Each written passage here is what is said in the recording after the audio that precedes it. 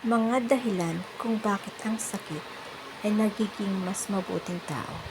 Ginagawa kang mahabagin. Tinuturuan ka nito kung paano ka maging mabait. At huwag maliitin ang sakit ng ibang tao dahil hindi mo pa ito naranasan sa iyong sarili. Ito ay gumagawa sa iyo ng mas matalino, nagpaiba sa iyo ng pagtingin sa buhay, at nagpaunawa sa iyo ng kakanyahan ng buhay. Ito ay nagpapalakas sa iyo. At mas handa na harapin ang mahihirap na sitwasyon. Ginagawa kang mas spiritual.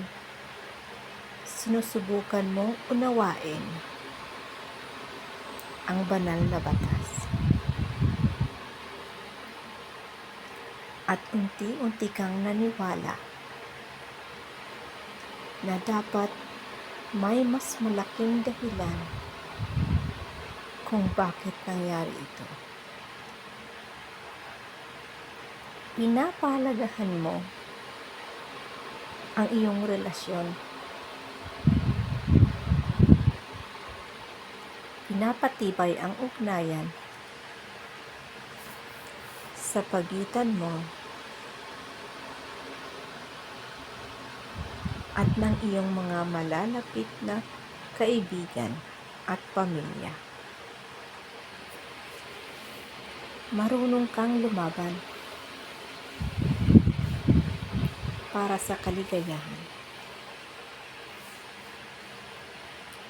Naghahanap ka ng mga paraan para gumaan ang pakiramdam at mga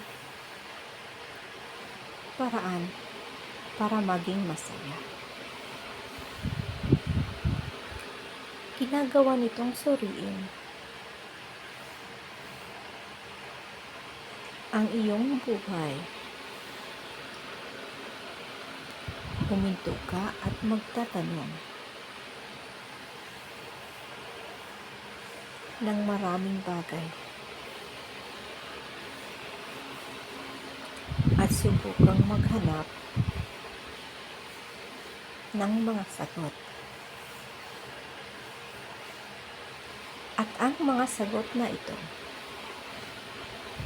ay maaaring magbago ng iyong buhay.